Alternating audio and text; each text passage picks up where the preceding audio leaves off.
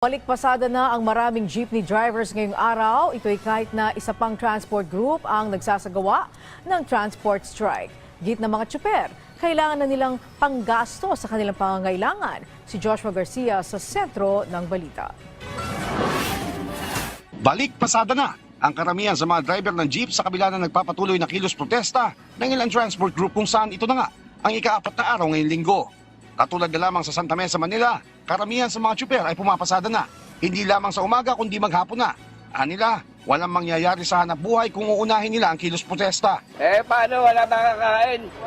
Walang panggastos yung mga anak. Pambaon. Walang pambaon mga anak sa eskwela. No. Hindi pwede sumabay sa marami ang araw.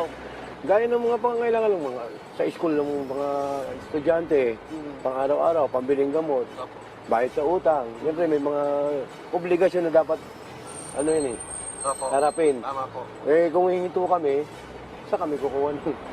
Patuloy naman ang Oplan libreng sakay ng lokal na pamahalaan ng Maynila, katuwang ang Manila DRRMO, Manila Police District, Manila Traffic and Parking Bureau at MMDA para alalayan pa rin ang ilang apektadong pasahero. Samantala sa lungsod naman ng Pasay, hindi rin naramdaman ang transport strike dahil halos wala ring sumali sa tigil pasada. Opo, kailangan po eh.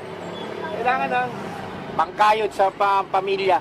Ayon naman sa alkalde ng lungsod ay may maganda itong ugnayan sa mga transport group. Ano pat laging bukas ang kanilang pintuan sa anumang kakailanganin ng mga nasabing grupo. Tutulong kami at kahit wala kaming strike masyado, meron din kaming mga vans, services, buses na nakahanda. Samantala, matatandaan na bagamat sinabi ng LTFRB na payag sila na palawigin ng 5 taon ang prangkisa ng mga traditional jeepneys, nanindigan naman ng Department of Transportation na tuloy ang konsolidasyon para matuloy ang Public Utility Vehicle Modernization Program ng gobyerno.